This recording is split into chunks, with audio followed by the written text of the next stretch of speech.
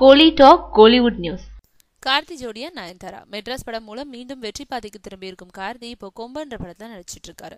இந்த படத்துல அவருக்கு ஜோடியா லக்ஷ்மி மேனன் நடிச்சிட்டு இருக்காங்க. இந்த படத்தை அடுத்து கார்த்தி இதற்கு தானே ஆசைப்பட்ட பாலகுமாரா படத்தை இயக்குனர் கோகுல் இயக்கத்துல நடிக்க இருக்காரு. இந்த படத்துல கார்த்தி ஜோடியா நயன்தாரா முதல் முறையா நடிக்க போறாங்களாம்.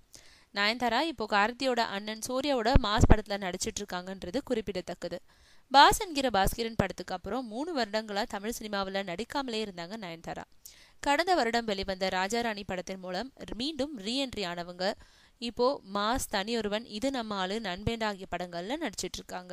அடுத்து விஜயோட அட்லி இயக்கும் படத்துல நடிக்க போறதாகவும் தகவல்கள் வெளியாகி இருக்கு. அதோடு கார்த்தியோட ஜோடி சேர இருக்காங்கன்னு சொல்றாங்க. கார்த்தி இப்போ நடிச்சிட்டு வரும் கொம்பன் படத்தோட படப்பிடிப்பு முடிவடைஞ்சதும் கோகுல் இயக்கும் புதிய படம் ஆரம்பமாக இருக்காம். அநேகமா நயன்தாரா நடிக்கும் படங்கள் அடுத்த ஆண்டு துவக்கத்திலிருந்து ஒன்னு பின்னாடி ஒன்னா வெளிவரும்.